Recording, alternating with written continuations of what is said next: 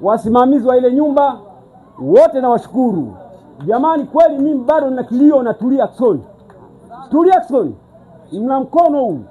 Niliambiwa nizibiwe kwa shilingi 570,000.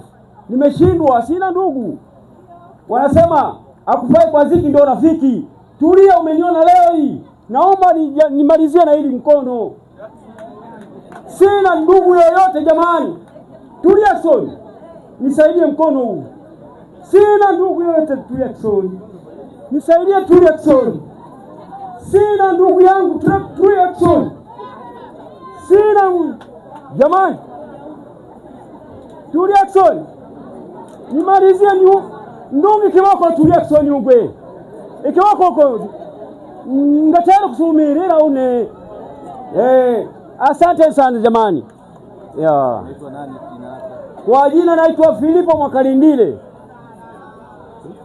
Sasa ndugu zangu, tumekuja leo kwa ajili ya zoezi ambalo kama taarifa ilivyosema, lakini pia kama mheshimiwa diwani alivyosema, tumekuja hapa kumkabidhi mzee wetu nyumba, ambaye ninyi kwa umoja wenu katika mitaa yetu yote ya kata ya Nsalaga mlikubaliana kwamba kwa kweli wote huku tuna changamoto na wengine wanazo kubwa zaidi, lakini huyu ana changamoto kubwa zaidi.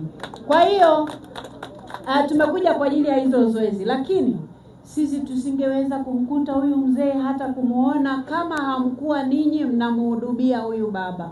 Kwa hivyo nitumie fursa hii, mwenyekiti wetu wa mtaa huu pamoja na wajumbe wake, waheshimiwa mabalozi wazito kabisa, lakini na majirani zake mzee huyu, ninawashukuru sana sana kwa kweli kwa namna ambavyo mmekuwa mkimhurumia, lakini pia mkimhudumia.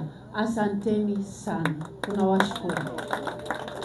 Sasa baada ya shukrani hizo, sisi tulimuona huyu mzee kama taarifa ilivyosema. Niseme kwa kifupi kwamba tulimuona kupitia viongozi wetu, kwa sababu huko nyuma ni kweli vijana wa Tulia Trust walikuwa kipita huko mtaani, pengine wameleta bendera ya upendo, walikuwa baadaye wanasema tumekutana na mzee fulani ana changamoto kubwa zaidi, tumekutana na mjane fulani ana changamoto zaidi, ama mgane fulani ana changamoto zaidi.